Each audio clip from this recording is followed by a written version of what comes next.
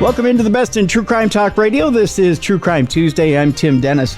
We have a very good topic for you today, and one that has intrigued me to no end since we first heard of it with Jeffrey Epstein, and it kind of goes down the rabbit hole. We're about halfway down the rabbit hole because there's more to come with it. Last week, it may have gotten buried in your news feed somewhere that Ghislaine Maxwell was convicted in the Epstein sex abuse case. It didn't get buried in my rabbit hole. I was very intrigued with this case. As you know, we're coming up on the holidays. People get focused on different things. They get focused on getting their shopping list done. They get focused on having people over for the holidays. And one of the things that they tend to want to forget about are some of these important cases. And this is one of those important cases having to do with trafficking of teenage girls that we really do need to keep in the forefront. And of course, Ghislaine Maxwell, the trial came to a close. And of course, Ghislaine Maxwell was found guilty. Essentially, it was a month-long trial. And it did have some sordid accounts of the sexual exploitation of girls as young as 14 years old.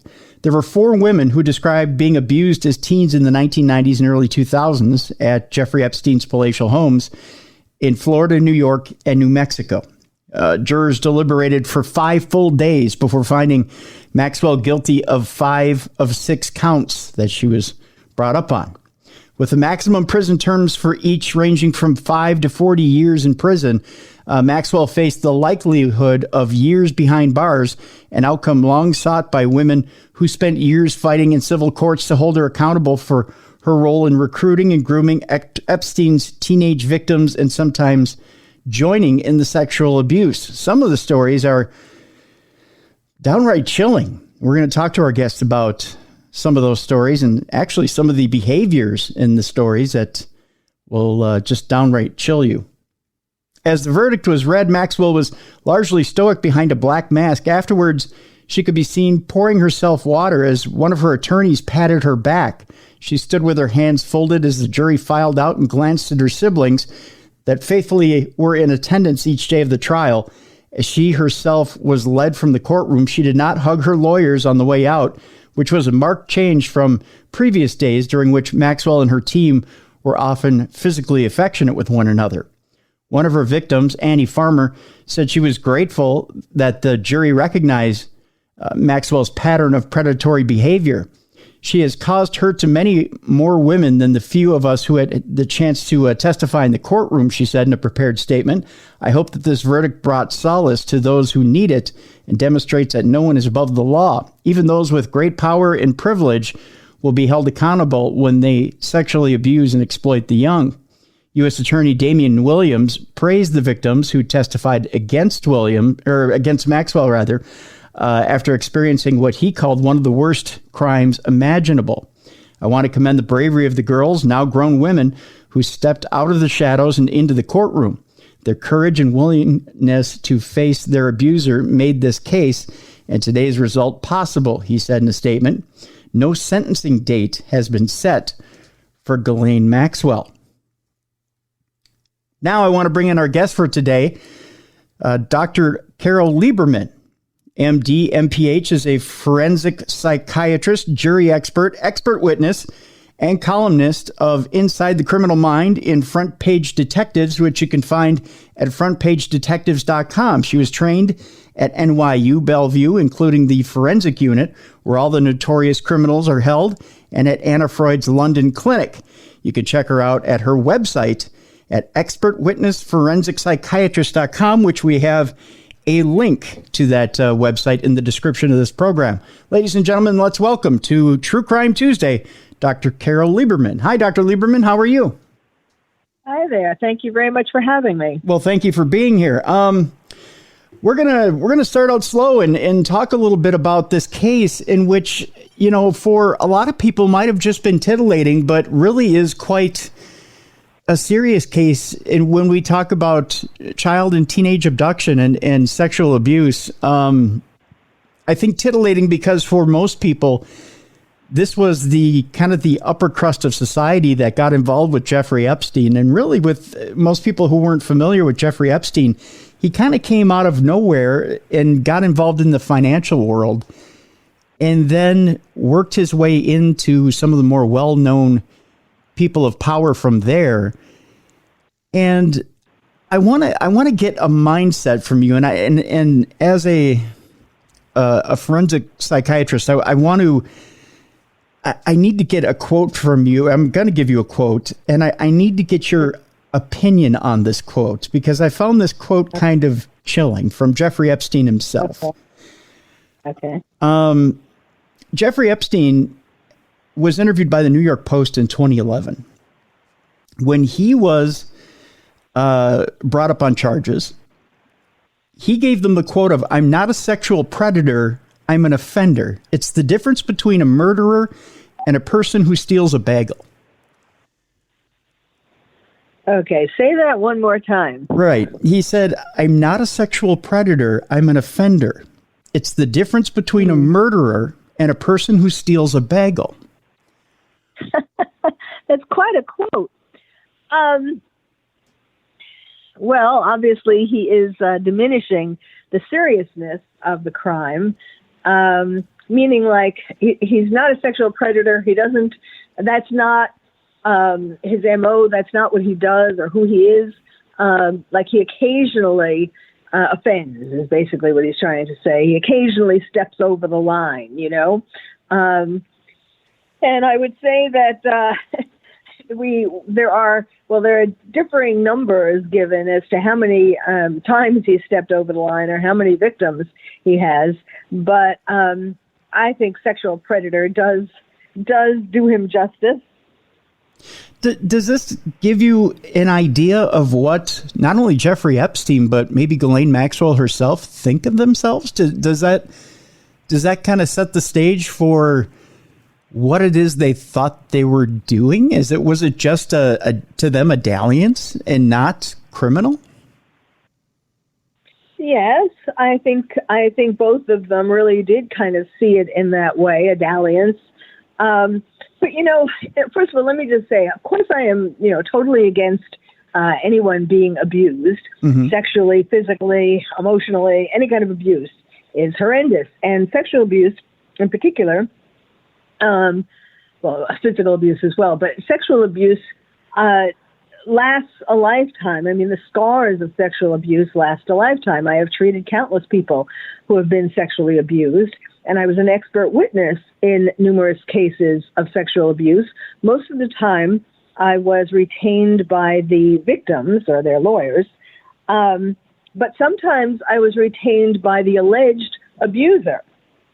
And when I did my psychiatric evaluation of the people who were saying that this person was an abuser, I found that they were lying. They were malingering. I mean, people just assume there's this whole thing from Me Too and so on. Well, if a woman says that she was abused or harassed or whatever, you should just believe her. Well, I can tell you, I don't know what the percentage is. Most of the time they are telling the truth, absolutely. But it's not 100% of the time. There are sometimes other reasons. And in this case, these women, I probably am not as sympathetic I'm more sympathetic to Ghislaine and not as sympathetic to these particular accusers. Because, first of all, they have already gotten money from Jeffrey Epstein's fund. After he died, they set up a fund for his victims, and they've gotten a lot of money. And they, this is double dipping. I mean, this is, they want to go after her too. And also they want not just the money, it's the fame. Their 15 minutes, they want to prolong their 15 minutes. Okay. So I was really disturbed when I saw, after the verdict came out, and it was, of course, it was on all the different networks, and people were like dancing on her grave. They were so delighted that she had been found guilty of 5 out of the 6 charges. But like with such glee, like, hello, it was very inappropriate, because I kind of compare it to the attitude and the reaction that people have to all of the murderers and rapists who are being let out of jail every day because of no bail or low bail, and who go out and recommit crimes, murders and rapes, and like the man in Waukesha who, drove his car through the parade because he was allowed out on $1,000 bail. Mm-hmm. And so it just seems very disproportionate to what she did. Again, not saying that, of course, sexual abuse is horrendous, and where there's smoke, there's fire, but it was Jeffrey Epstein who was the one who was abusing them. Okay, but I see what you're going with here, but I want to bring up some specific sure, some specific things here and see if you still think that same way, because I do have some examples of how she joined in, so to speak, and whether you still think that way. I mean, there are some examples in here that I have. I mean, not just recruiting these women and for Jeffrey and bringing them aboard for Jeffrey to abuse, but there's also well, let me get to it, and I'll see if maybe your mind hasn't changed slightly there too. I think I understand the idea that they receive payment and then they're going after her, but let me throw this in here and we'll see where we go from there. So there's an article out there that cites some of the things that were facilitated by Maxwell. It says here that she has caused hurt to many more women than the few of us who have had a chance to testify in the courtroom. Let me get to you kind of caught me off. I'm not going to lie. You're going to kind of caught me off guard with that. I know. I had a feeling. I mean, I know. Most people are not saying what I'm saying. No, and that's fine. You're more than entitled to that. There's an example here of, and I'm trying to find it exactly because I want to read you here we go. Okay. The government's case, it says here, however, was damning, as Assistant U.S. Attorney Allison Moe noted in her closing arguments. Oh, no, that's... okay, there's an example where Maxwell doesn't just pay off the girls with money and gifts, such as Victoria's Secret underwear, in return for them giving Epstein massages, which was merely a smokescreen for sexual abuse. One victim testifying under the pseudonym Jane told the court that beginning when she was 14, Maxwell not only made her feel more comfortable with the increasing sexualized atmosphere in Epstein's estate in Palm Beach, Florida, but also actively participated in her abuse. She, along with others, would just start taking their clothes off, Jane said. And Jeffrey would get in on the massage table, and it would just, and this is a quote, and it would just, sort of turn into an orgy. So the victims are saying here that Ghislaine Maxwell would not only recruit them, but also get in on the sexual abuse. That it was not just, she would ply them with gifts and, kind of pry them into giving Jeffrey massages that would lead to the sexual abuse, that she would join in on the sex as well. Well, but they're very vague about exactly what she did, and also that assumes that you believe what they're saying. Now, before Jeffrey Epstein died, these women were expecting to go to court, to go to trial against him, and they, in their depositions and in their reports to the police and other authorities, they talked all about all the horrible things that Jeffrey Epstein did to them. Mm-hmm. There was hardly a mention of Ghislaine Maxwell. Then he died, and now all of a sudden, aside from his fund, the only person to go after in court was her. And now all of a sudden, their stories changed, and they started including her in all the like what you just read, for example, and making her role a lot bigger.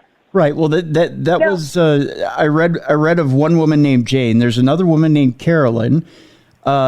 This woman, Carolyn, stated that on one occasion, this having to do with it says here on one occasion, Maxwell entered a massage room where on one occasion, Maxwell entered a massage room where Carolyn was standing in the nude. She came in, felt my boobs and my hips and my buttocks, and said that I had a great body for Mr. Epstein and his friends. Carolyn testified. She also said that when she confessed to Maxwell that her own grandfather had begun raping her when she was 4 years old, this revelation didn't seem to deter Maxwell and Epstein from continuing to abuse her. Then they talk about a fourth woman, Annie Farmer, the only victim who testified under her full name, spoke of Maxwell's grooming methods. The socialite bought Farmer, who was 16 at the time, cowboy boots and engaged her in amiable conversation, and later gave her a sexualized massage at Epstein's ranch in New Mexico. So there were four women that had actually testified in Maxwell's trial. And I know what you're saying here. I get what you're saying. But these four women had all talked about how she had gotten involved directly in the massages with and in sexual recourse, I guess. I don't know what I want to say, acts, because I wasn't there and I don't know. But that some sort of sexual activity had happened with Ghislaine Maxwell. With that being said, when I throw that out there, I know you say that's their stories. I don't think their stories have changed. That's the one thing that isn't being pointed out. No, that's not true. That's not true. Their story did change. That's why, for example, she had the defense had a forensic psychologist who talked about memory and how memory changes over time and so on. And her lawyers also were pointing out when they were cross-examining these women about the discrepancies in their testimony from before, when Jeffrey Epstein was alive, to now. But, these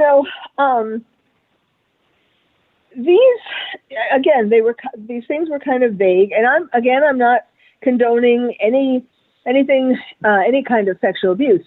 But, these, like in those stories that you just, that testimony that you just described, mm-hmm. These women, in the cases that I've been an expert on for the victims of sexual abuse, they were in situations where they couldn't escape, the ones that I worked with. Okay. Either because they were little kids and it was their parents who did it, or an uncle, or something, and they didn't have anybody to tell, or they were afraid or ashamed, all the typical reasons why people don't tell.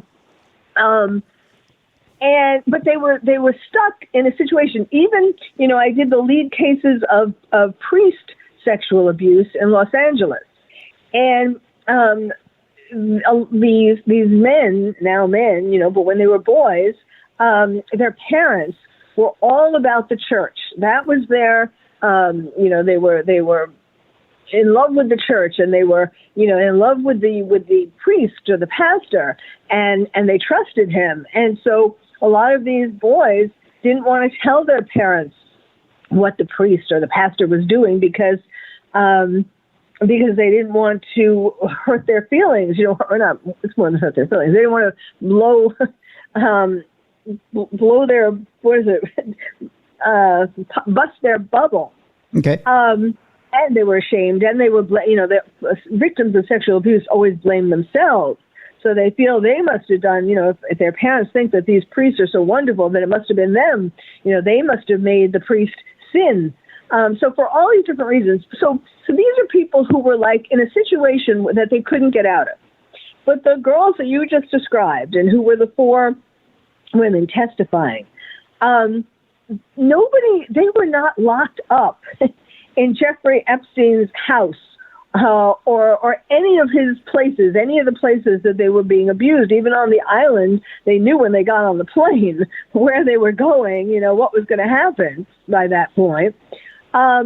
So why did they keep going along with it? I mean, really, some of them have talked about it. It was the dream. They knew, if you want to say it was Ghislaine who knew how to manipulate them. Her father was a great manipulator. And it is said that she probably learned this from him. So did she, she knew how to pick kind of like Michael Jackson. They pick people, they know how to choose the victims, people who are the most, either the girls who were poor, and couldn't afford certain things, or girls who had a dream and they were able to, because of the people they knew, they were able to facilitate the girls' dreams. But nobody was tying them up and making them stay in Jeffrey Epstein's house or making them come back. Well, Dr. Lieberman, if I can play devil's advocate for a minute here, Sure. And take the prosecution side and just look at it like this. Money is the perfect rope, if I could put it that way. You say that nobody's holding them down or tying them down, but think of it this way. A lot of the women, a lot of the girls, I'll put it in the proper context. A lot of the girls that they came across were either girls that they came across that they were either working somewhere. I think one was even working at Mar-a-Lago, if I remember right. But they were working somewhere and they had dreams or aspired to do something with a better life. So you see a man who's very rich, who has a lot of tokens around him that suggest wealth. And you think to yourself, wow, if I could only be a part of that. Well, you only have one thing that you can contribute to at the time when you're a teenager, and that's yourself. That's it. Okay, but then you can't blame Ghislaine for that. That was a choice. If I'm not saying, like, if they wanted to make that choice, that's fine. That's their life, and they can make whatever choice they want. But then you don't come back years later and blame somebody else for your having made that choice. But now let me finish on this point, and this is where it's a slippery slope. At the age of 14, you are not able to make that type of a choice as to whether you want to give up your body or not. At that time and point, you're making irrational, childlike decisions of whether you want to please a grown man who's way older than should be expected to be able to make. And I'm trying to find a good way of putting this.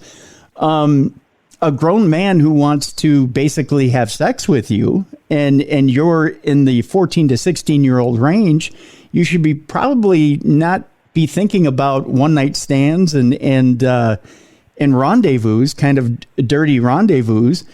You should probably be thinking about things like dates and proms and more innocent things like that. And yet he's luring you in and using the wares that he has around him to get what he wants, yet he's not really offering you anything. He's just displaying it. In that, there is a deviousness to it. And that's the rope that he's throwing out there. He did, yes, but he did actually give the girls a lot. Not that, I mean, yes, there are laws for, like, rape laws, rape of a minor, statutory rape and all of that to protect people who are minors because of the very things that you're saying. Right. And I would state this. What's the difference between a van and candy and Victoria's Secret underwear and boots and a mansion? Say that again? I would say, what's the difference between one sexual predator using a van and candy and another sexual predator using Victoria's Secret underwear and boots and a mansion? A van and you mean like the typical sexual predator on the street? Yeah, exactly. Yeah. Well, the typical sexual predator on the street, those girls, they fight back. They don't want to go with him for candy.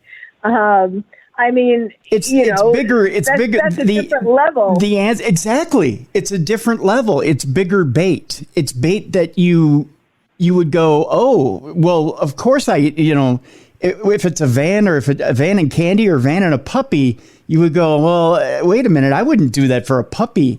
But if there's promises of bigger things and bigger things to come and life-changing things, life-altering things, it makes you think twice.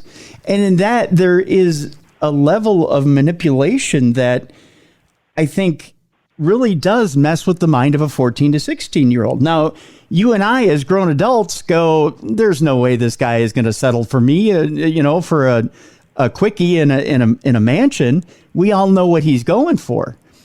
Or if he's picking on 14 to 16-year-olds, we all know what he's going for. We know what the game is, and we know what he is. But for a 14 or 16-year-old, I don't think they realize that. You know what I'm saying? Well, yes, but I mean, I'll grant you that they don't have they're not as experienced and they don't have as fully developed a sense of reasoning. Mm-hmm. However, these were not girls who were, I mean, like you said, one of them worked at Mar-a-Lago. Other ones, I was reading about the various women and for the most part, I mean, some of them were poor and so on, but they were not necessarily unsophisticated. I mean, these days, 14 to 16-year-old girls, and even back then, I know it wasn't, it was years ago, but I'm just saying, I'm not saying that there was nothing wrong that happened, by no means. I mean, if it were Jeffrey Epstein himself, I wouldn't be saying these things. I feel more strongly about that he should be paying for what he did, because he was the one. I mean, Ghislaine. Well, let me go back up a little bit. Sure. Ghislaine has a very interesting childhood. Okay. Yep. And when I'm an expert witness, especially for the defense, I mean, when I am an expert witness for the defense, what I primarily do, first of all, I spend a whole day with the parties in lawsuits, doing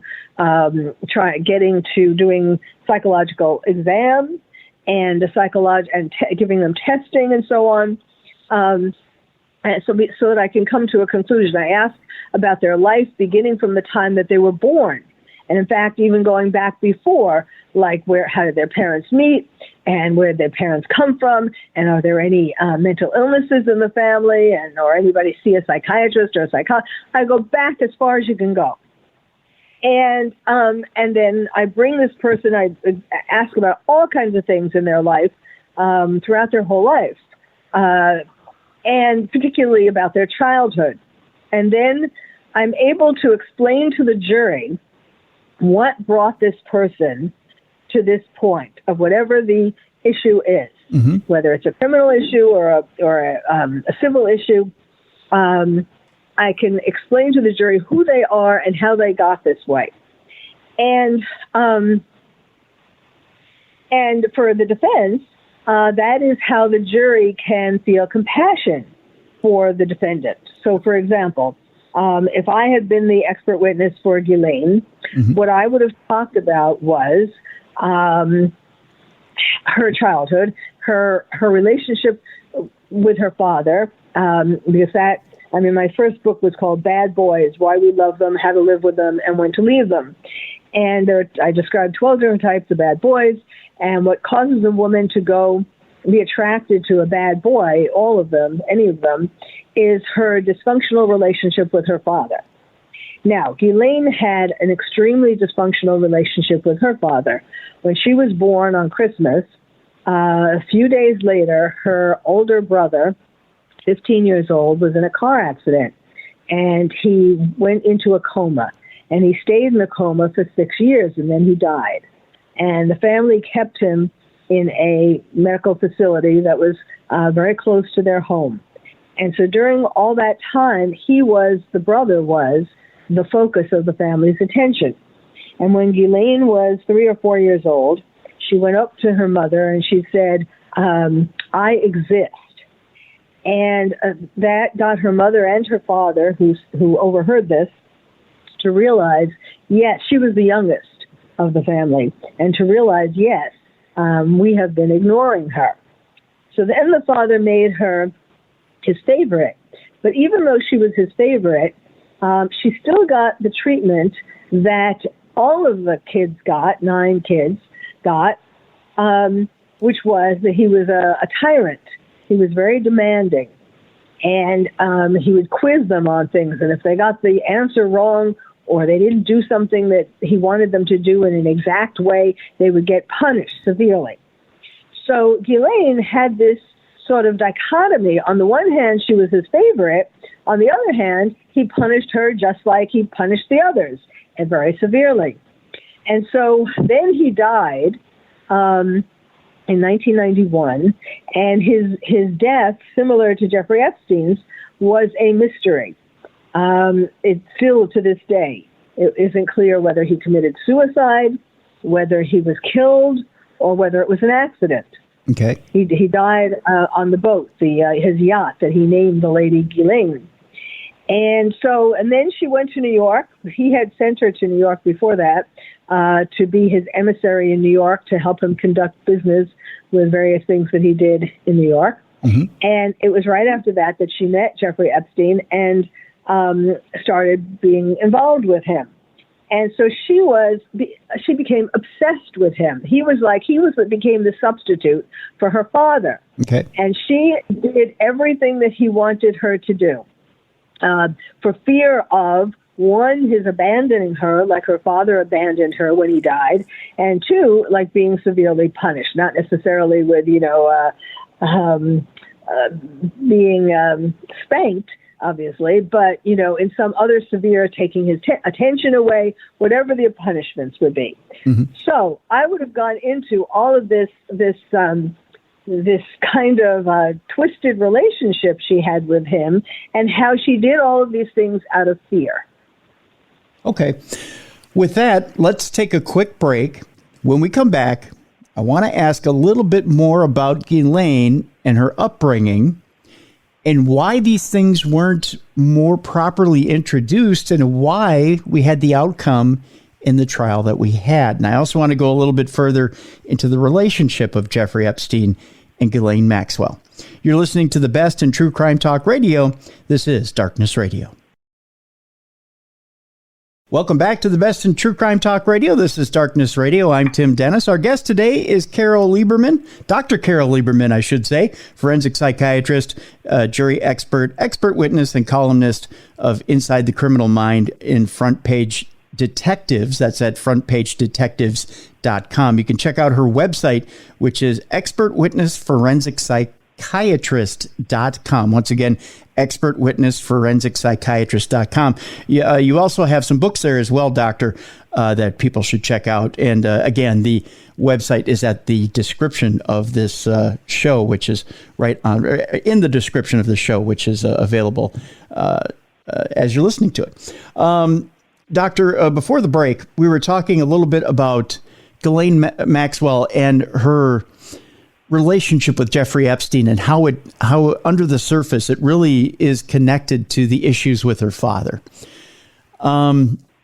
which you brought up an interesting point, and how, as an expert witness, you would have connected these two things. The fact that her father eventually did make her her favorite, even though she had to fight for it. She really did have to fight for it. That she eventually curried favor with Jeffrey Epstein. Now, here's the question. Did she have to fight for it by getting him what he wanted? And if that's the case, how come they didn't necessarily bring this up in court? And how did she still end up being convicted of 5 of 6 charges in court? I would think that this would have been a lot easier to get her off the hook if you could show that she was more of a victim than a willing accomplice. Yes, absolutely. Why indeed? Why indeed? Because because they got hooked into this memory question, to try to prove that these accusers' memory, that their memory was distorted because of what they had heard in the intervening years and so on. They hooked onto that and, didn't think about doing it a different way. There's certain things that come out during the trial too that, interestingly enough, I think might have been introduced that I think weighed heavily against her as well. that there's things that I don't know if you had heard this or not, but there's the existence of the black book. We'll put it that way. The fact that she has these records that I guess have been whispered about, that could bring down the upper crust of social society, if you will, the men of power that could be brought down with just a decision by Ghislaine. And Ghislaine has really been painted in the media as someone who could bring down a lot of powerful men, should she choose. Right. Now, I want to get into a little bit of a social profile on your part as to whether that's something she would do. Her brother has said openly to the media that that's something she would never do. Right. I want to get your opinion on this. As someone who, it seems like, doesn't want to disappoint, at least with her father, at least with her longtime partner, Jeffrey Epstein. Is this something she would do to someone like, say, Prince Andrew? Because Prince Andrew does have a potential lawsuit coming up with, I believe it's Virginia Giuffre, and more. I mean, there could be potential charges coming his way as well. And you want to talk about somebody who's fallen from grace with the Queen, it would be Prince Andrew. Is that something where she's going to let it lie and not do a thing about and just simply take her medicine and go away in jail? Or is this something where she could potentially expose others? Well, two things. One is that her attorneys tried to introduce, towards the end of the trial, they tried to introduce more witnesses. And they asked that these witnesses be allowed to be anonymous or with a pseudonym. Mm-hmm. And the judge, and there were like 6 of them, I believe, something around that. And the judge would not let that happen. So if these are people who, needed to be anonymous, of course, not that like Bill Clinton walking into the courtroom would be anonymous. Everybody would know who he was, whether his name, whether they called him Bill Clinton or Joe Schmo.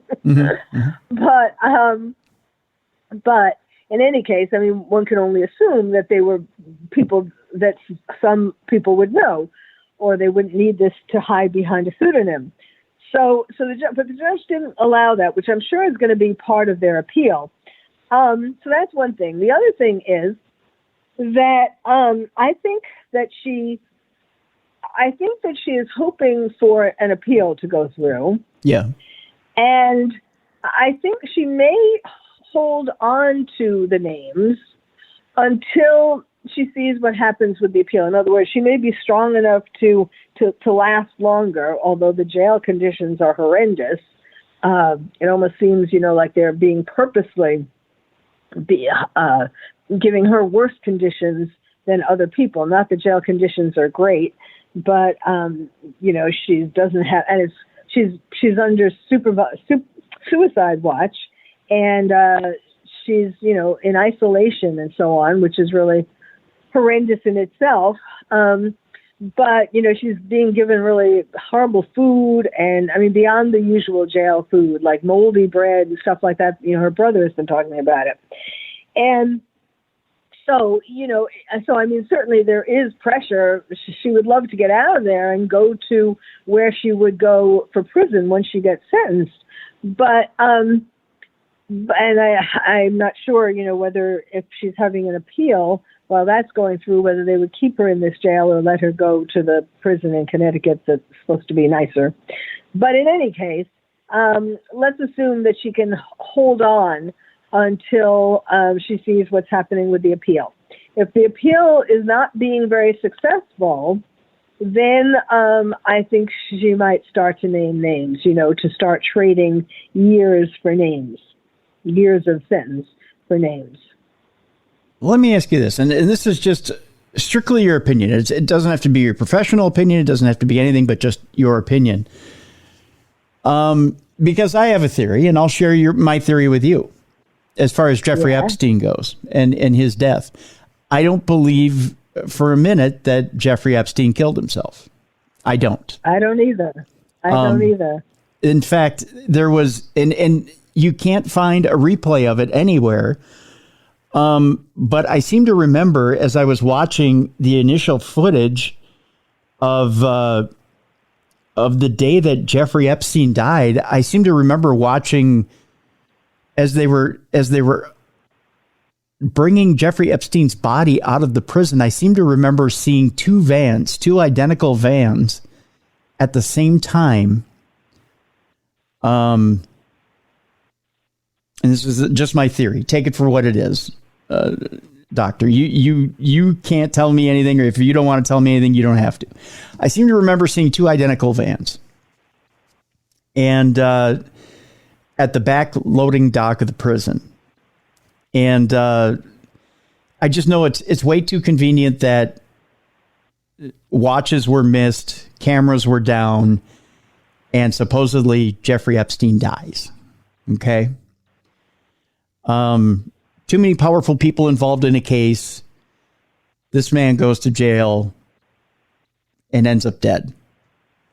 That's all I know. Is he dead? Is he missing? Was he broken out of jail? You tell me. I don't know. That's my, but I just remember seeing two vans, and whenever you see a movie on crime, two vans in a loading dock where someone supposedly died generally means a body bag full of rocks in one, and the guy who supposedly died in the other gets driven to an airstrip somewhere and flies away to an undisclosed location to live the rest of his life after having plastic surgery. That's what that means, which is the wildest theory you'll ever hear. But I'm not saying that's what happened, but that's what happens in the movies. Dr. Lieberman, with what you see out of everything, you say you don't believe that he killed himself. What do you think happened with Jeffrey Epstein on that fateful day? I think he was murdered. I think he was murdered by the people who didn't want to be exposed by his telling about them at trial. Now, I'm not saying that your idea is totally impossible. It would be possible for, with all his money and so on to, the only thing is though, that there would have been people who would see something being loaded into the other vans. I mean, I guess they could have, if it was a movie, they could do it. Yeah. I guess they could have managed it somehow, brought him out put him in a box and brought the box out later or something like that, or or some other kind of covering that didn't look like a body, and put that in the other van later, like not at the same time. Mm-hmm. But I the easiest explanation is, first of all, I don't think that he committed suicide, and the easiest explanation is that he was murdered. Which could very well have happened. And the list could be as long as your arm of people who could have wanted Jeffrey Epstein murdered. Because you don't know who all was in that black book who could have wanted him murdered. People from different sides of the political aisle can point at each other and say, well, that person wanted him murdered. The fact of the matter is that, it could have been anybody. When you're dealing with the world of finance, one deal goes wrong and, somebody loses a lot of money and all of a sudden you're a target. With that being said, here's my question, Doctor. What's to stop the same thing from happening to Ghislaine Maxwell? I mean, she's got the book. She's in prison. Yeah.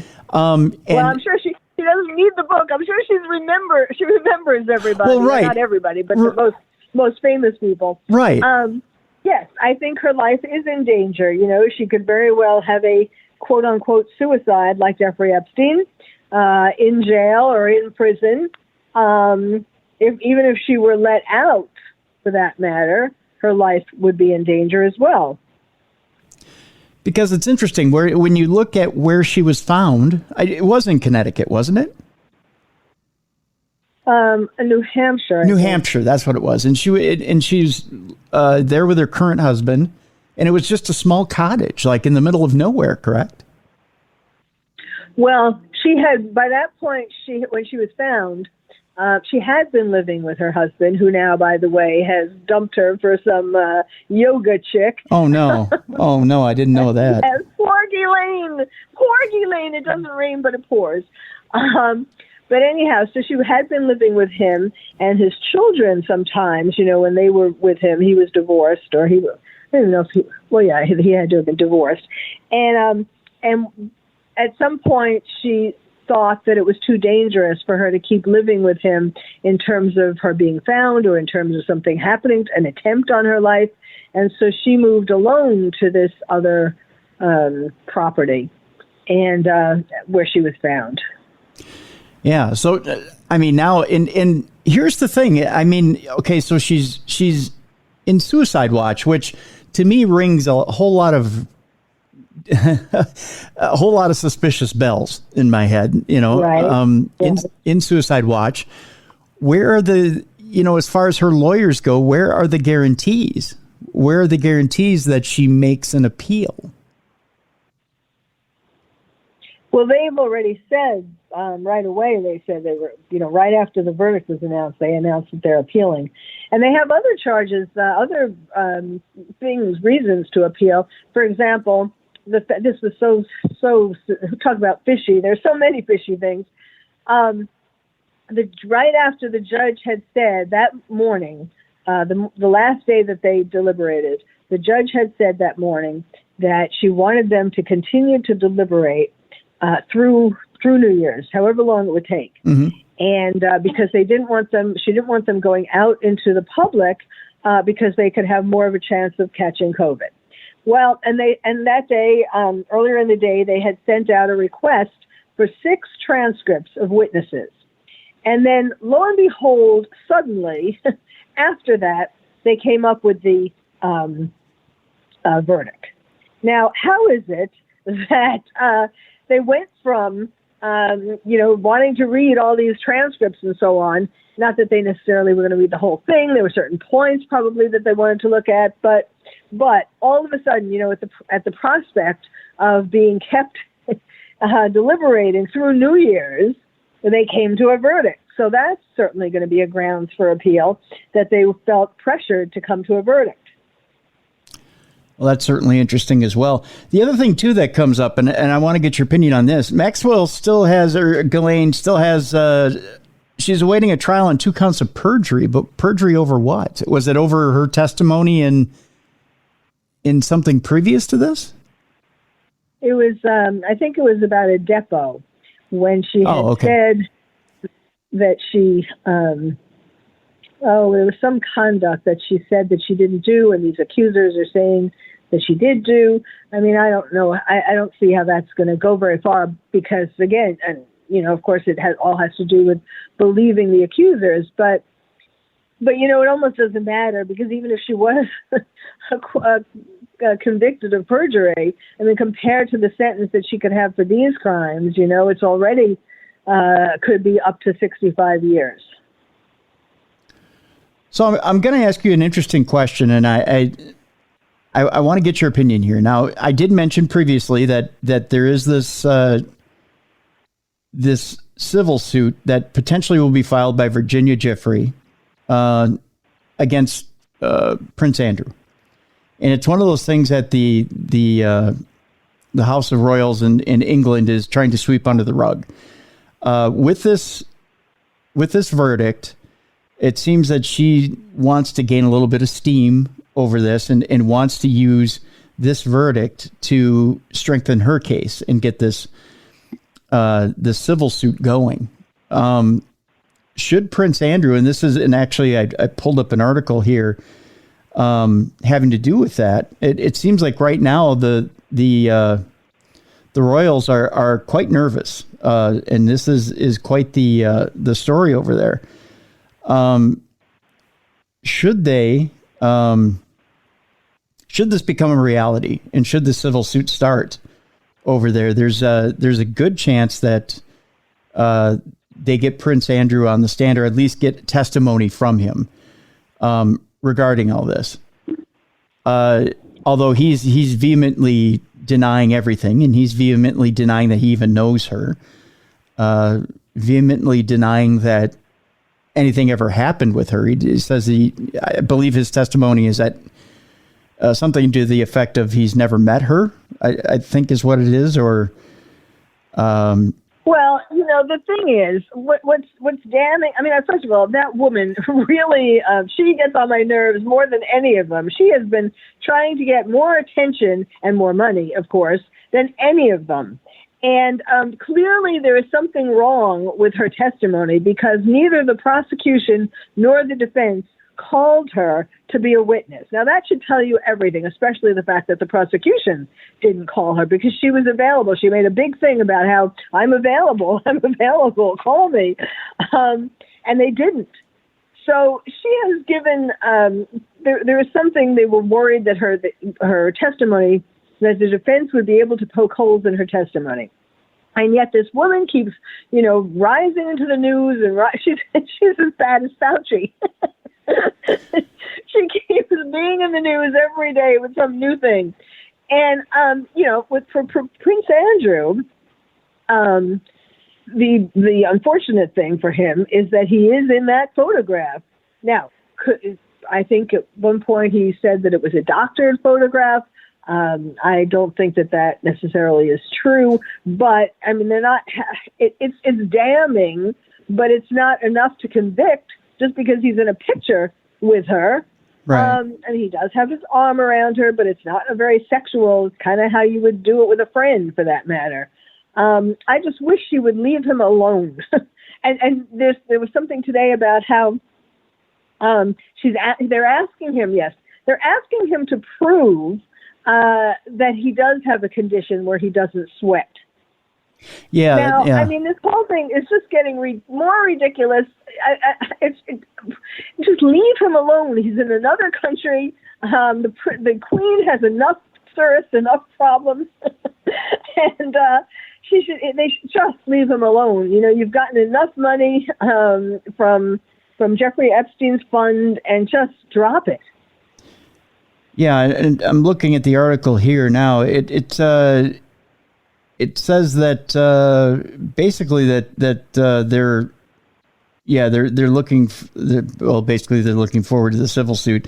Not much as far as news goes there, but essentially my question is this: do you foresee something where in this civil suit that you see the same 4 women come over? Well, I shouldn't say the same 4 women, but you see some sort of I don't want to say witnesses, but some of the same testimony or some of the same strategy used in the civil suit that you see used here in the Ghislaine Maxwell case. Because obviously, I mean, she has to be able to, the burden of proof isn't the same in a criminal case as it is a civil case, but she has to be able to prove somehow that they were together and that it was somehow arranged by either Ghislaine or arranged by Jeffrey Epstein. So somehow in there, Ghislaine has to be pulled into that case. How do you see that happening if it gets to that point? Wait a second. Why are you saying that? I mean, if it was, yes, she would probably be mentioned. But I mean, the suit against Prince Andrew would be against Prince Andrew, not. I mean, yes, they would. I mean, yes, of course, she's in that picture as well. Ghislaine is in that infamous picture. So yes, she would be mentioned. I mean, they probably, if in a perfect world, she would be called upon as a witness. Perfect world for Virginia. Right.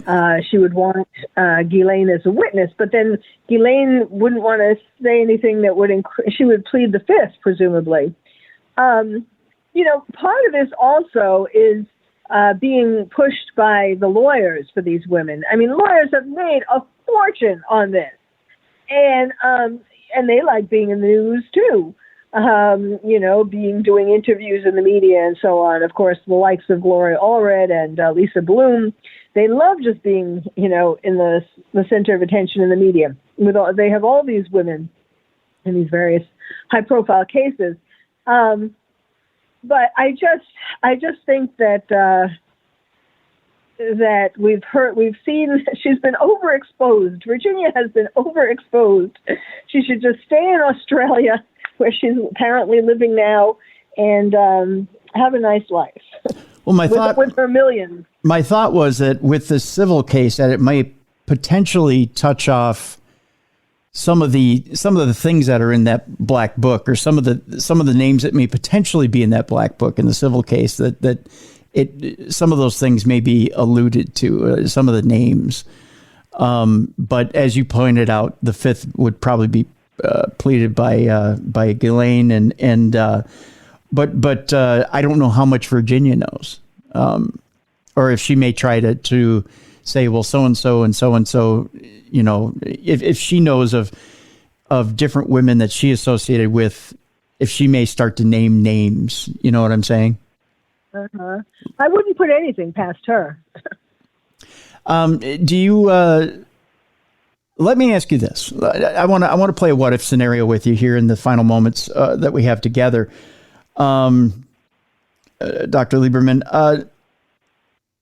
I would say in a perfect world here, where do you see an appeal going with Ghislaine Maxwell? And how do you think they play it different on appeal, the lawyers for Ghislaine? I think she would get an appeal.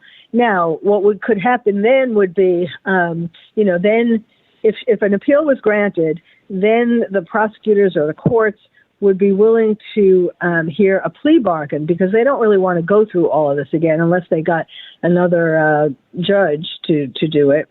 And I'm sure that would be part of the thing. I would bet that her attorneys are going to ask or cite certain things. I mean, one of them I mentioned, the fact that the judge was pressuring them to make a verdict.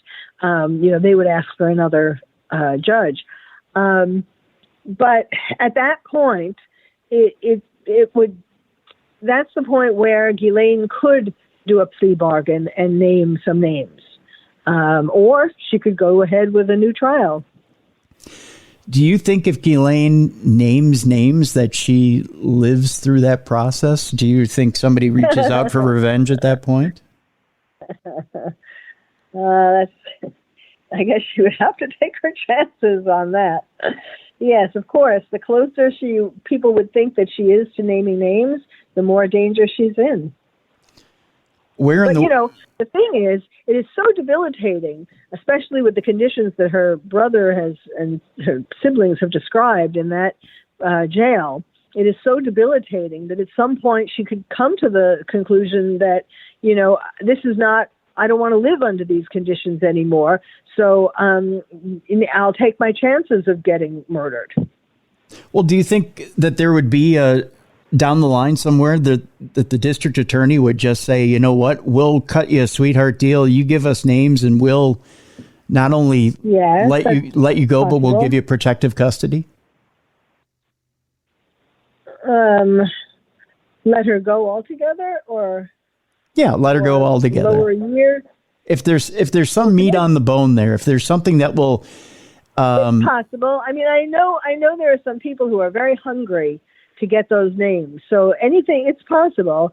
She's only 60, so that's a lot of years of protective custody, but anything is possible, really. I know it would depend upon who's hungry to get those names and how hungry they are. Especially if it led to, if she had something that truly led to some sort of underage sex ring, let's put it that way. If she said, I have something that will lead to an underage sex ring, which I don't think she does, but if she did, do you think that the district attorney would bite on it and let her go? I don't know that would be enough. I mean, I think at that point it would be really political.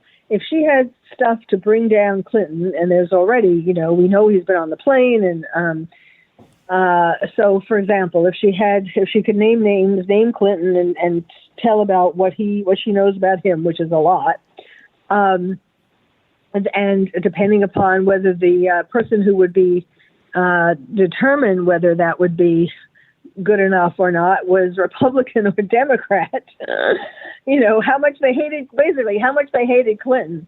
The Clintons have been on the hook for a lot of mysterious murders. I learned about this long ago, really. And there was the murder of, I don't remember his name, but the man in Washington, D.C., who supposedly suicided, and the Clintons were suspected of being involved with that. That wasn't too long ago. And other mysterious deaths. And yet nobody has been able to pin it on them enough to bring them to trial. So I don't know. I think it all depends on who's making these decisions. Right, and all allegedly. We should point that all out. That just for allegedly, yeah, yes, allegedly, for law's sake, yeah, allegedly. I just remember though when I first heard about it quite a while ago, I thought this can't. Oh no, this person doesn't know what they're talking about. And then over the years, there have been more and more things. And yes, allegedly, but it's kind of building up. Corpses are building up. Well, that's the stories. I mean, there are stories out there that do state that. Whether you believe them or not, I mean, obviously, Dr. Lieberman, you do believe them. They're out there. You can look them up on the internet. And they're definitely out there. Mm-hmm. As far as Ghislaine Maxwell goes, I find it an interesting story. I don't think it's the end of the line, though. I think we're only kind of halfway down the rabbit hole as far as things go. I don't know. I wait to hear what the appeal is going to be and where we go from there, and it'll definitely be interesting. I definitely thank you for your time today, Dr. Lieberman. Again, if people want to check out Dr. Lieberman, you have a column inside The Criminal Mind. It's on frontpagedetectives.com. Also, your website is expertwitnessforensic.psychiatrist.com. It's in the description of this program that you're listening to right now. We've set up a link there. By all means, check out Dr. Lieberman's website. There's also some books there that you want to check out there as well. Dr. Lieberman has been an expert witness in many different trials as well. And there's some fascinating books there as well, Dr. Lieberman, that you've written recently. Well, thank you so much for having me. Well, thank you very much, Dr. Lieberman, for being with us. Folks, if you are a premium subscriber to True Crime Tuesday here on Stitcher, stay right there. It's time now for Dumb Crimes and Stupid Criminals. If you are not, there's an easy way to rectify that. You just go to Stitcher.com, click on Premium. Click on the button to subscribe to Premium. And there you can get Dumb Crimes, Stupid Criminals. You can get the commercial-free version of Darkness Radio, and you get access to hundreds of commercial-free versions of some of the best podcasts you've ever heard in your life, courtesy of Stitcher. You're going to want to get in on this deal, folks. It's under $5 a month to subscribe, and it's going to expand your horizons when it comes to audio podcasts. You're going to hear some great programming, and you're going to be glad you did. We thank you very much for joining us here on True Crime Tuesday. We'll see you next week for another edition of True Crime Tuesday.